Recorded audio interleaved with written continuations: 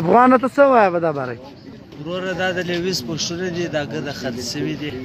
زما سیریل نمبر دا دی یا 1065 دی ملګرو دا تی ویني 1065 دی محمد حمید نوم یې دی اوس دلته راسه 1065 ګلزیب نوم ګلزیب نوم دی 1065 دا اوس موږ اریانه پریشان وي دا نوکري وختي څخه خرڅ سوي دي دلته د خلک دي دغه د عوام دي ورور دي ته دا وګوره خواران ګرد ورته ناست دا د خپل ورځې خوري چا په کیسه کې نه دي زه خو د دا ډیپټي څه بیزار یم دې ته زه معذرت غواړم زه خپل سیریل څیرم زه د دا ډیپټي څه بیزار یم دا خرڅ سوي دي زموږ په وسه نه ده پوره